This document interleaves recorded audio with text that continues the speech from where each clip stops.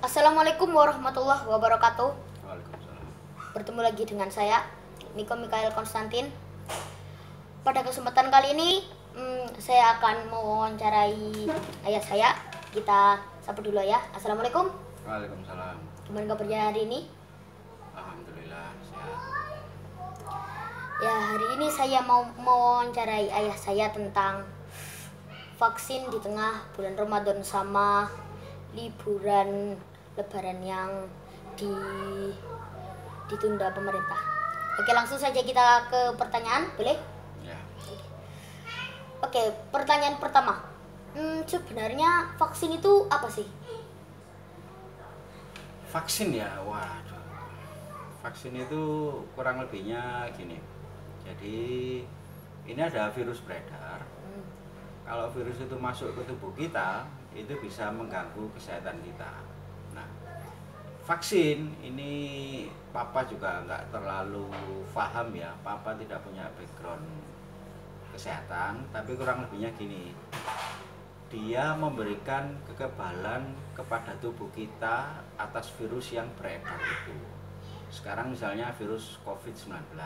Nah, kalau kita divaksin itu ada kira-kira ada dua mekanisme ya. Vaksin itu memberikan kekebalan kepada tubuh kita, atau dia merangsang tubuh kita, mendorong, menyuruh tubuh kita untuk membuat antibodi sehingga tubuh kita bisa mengatasi virus itu. Nah, itu tidak berarti kita tidak bisa tidak kena virus itu, kita bisa kena, tetapi tubuh kita lebih siap sehingga lebih bisa mengatasi virus itu. Kurang lebih gitu. Jadi gak harus berupa suntikan. Yang saya tahu kalau vaksin khususnya vaksin COVID-19 itu yang papa tahu masih dalam bentuk suntikan. Mungkin kalau karena vaksin itu lewat peredaran darah ya, jadi harus lewat suntikan. Mungkin kalau yang bukan lewat suntikan itu bukan vaksin tapi imunisasi, diimun, sama saja fungsinya. Imun itu kan kebal, supaya kebal. Jadi kalau misalnya vaksinasi imunisasi vitamin A itu enggak harus disuntik. Tapi kalau COVID-19 ini kayaknya seluruhnya masih disuntik yang Papa tahu itu. Oke, pertanyaan kedua. Menurut Papa, Papa itu mau ikut vaksin dalam bulan menjelang Ramadan ini gimana? Papa mau ikut apa enggak? Nah, kalau jadi ya mau lah. Masalahnya kan jumlah vaksin itu kan terbatas. Jadi pemerintah masih mengusahakan supaya dapat bisa beli vaksin yang banyak, karena jumlah penduduk Indonesia kan banyak, 270 juta orang. Nah itu supaya vaksin itu efektif di tengah masyarakat, itu kira-kira 70% penduduk itu harus divaksin. Nah itu berapa? Itu kan ratusan juta. Yang Papa tahu mungkin sekarang masih belum sebanyak itu vaksin yang kita miliki. Makanya pemerintah itu memberikan prioritas. Siapa dulu yang dapat, siapa dulu yang dapat, yaitu orang-orang yang rentan kemungkinan kena virus itu. Kalau hari ini Papa divaksin, Papa mau. Jadi orang-orang yang sepatutnya dapat vaksin tahap 2 itu siapa aja? Oh, tahap 2 maksudnya apa itu? Jadi kan gini, Mik. Jadi vaksin tahap 1, tahap 2 itu maksudnya gini. Supaya vaksin itu efektif, maka setiap orang itu divaksin atau disuntik 2 kali, tidak 1 kali. pada suntikan pertama atau vaksinasi pertama itu mungkin tubuh masih perlu waktu untuk menyesuaikan diri, untuk membentuk antibodinya. Nah itu butuh waktu kira-kira 3 bulan. Sudah 3 bulan disuntik lagi, itu maksudnya tahap kedua. Jadi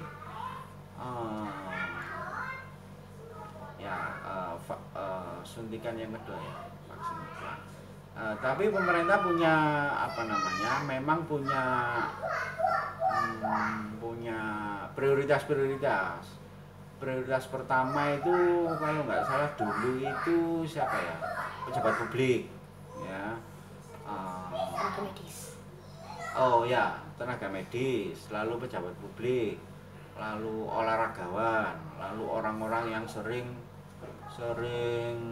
karena pekerjaan dan profesinya itu mengharuskan untuk ketemu dengan banyak orang, kayak wartawan, kayak dosen, pengajar, guru. Nah itu ada tahapan-tahapan gitu memang dari pemerintah yang diprioritaskan. Kalau orang-orang yang bisa divaksin sendiri itu orang-orangnya siapa aja? Vaksin sendiri maksudnya apa? Orang-orang yang bisa divaksin. Lah ya, maksudnya apa itu? Vaksin sendiri itu maksudnya apa? Beli maksudnya? Bukan, maksudnya orang-orang yang bisa divaksin itu kan harus memenuhi beberapa syarat. Ya. Syaratnya itu apa aja? Oh, syarat vaksin ya terutama harus sehat. Misalnya kalau orang tekanan darahnya lagi tinggi atau dia punya diabetes yang tinggi, nggak boleh, sebab itu nanti itu akan memberikan efek yang nggak bagus bagi tubuh. Sebabnya vaksin ini kan sebenarnya benda asing yang dimasukkan ke dalam tubuh kita. Nah, tubuh kita butuh proses, butuh waktu untuk memproses benda asing itu supaya bisa diadaptasi oleh tubuh. Nah, kalau ini ada penyakit sebelumnya, kalau ada tekanan darah tinggi atau ada diabetes atau ada jantung apa stroke ya, saya enggak begitu paham. Itu dianjurkan oleh dokter agar beristirahat dulu, agar menurunkan kadar gulanya, agar mengurangi tensi tekanan darahnya, supaya bisa divaksin. Jadi dibikin sehat dulu. Jadi kalau pas kamu kita sakit justru tidak boleh divaksin. Jadi harus fit ya, harus sehat ya. Terus kalau anak-anak gini boleh divaksin? Boleh, anak-anak boleh divaksin. Justru kalau menurut beberapa berita yang pernah Papa baca itu risiko COVID-19 pada anak itu lumayan tinggi. Jadi lumayan tinggi itu artinya maksudnya begini, kalau dia terinfeksi virus, dampaknya pada yang kena ini dibandingkan kepada orang yang lebih dewasa misalnya, itu lebih seriusan pada usia anak-anak. Mungkin karena ya kondisi tubuh anak itu masih tidak begitu bagus kalau dibandingkan dengan orang yang sudah dewasa. Tapi orang dewasa juga dalam arti kalau dia tidak punya penyakit bawaan. Kalau dia punya penyakit bawaan ya itu ya berisiko tinggi juga. Jadi tetapi pemerintah mungkin karena ada sebagian yang berpendapat bahwa kekebalan pada anak itu relatif baik, maka anak itu pada tahapan sekarang belum diprioritaskan. Oke, sekarang kita berganti topik tentang mudik lebaran yang dibatalkan pemerintah. Kalau reaksinya Papa sendiri gimana? Sedih atau kecewa atau biasa aja atau gimana? Biasa aja. Jadi gini,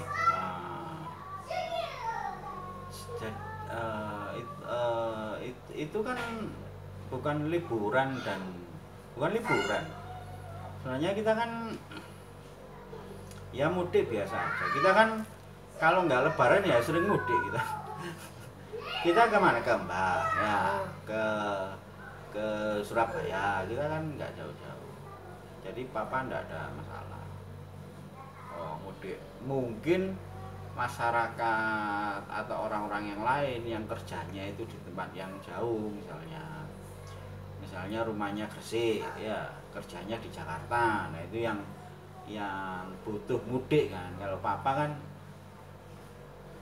dari Surabaya, dari Gresik ke Surabaya ke Setiarjo itu setiap minggu atau setiap bulan bisa. Jadi tidak ada masalah. Nah mungkin bagi orang-orang yang tempat kerjanya jauh itu yang mungkin ada kesedihan gitu ya. Tapi mestinya itu tidak perlu karena dia mudik ya. Dia mudik. Kalau misalnya dia mudik tapi ternyata ya kita tidak mengharapkan ya, ini kan misalnya saja.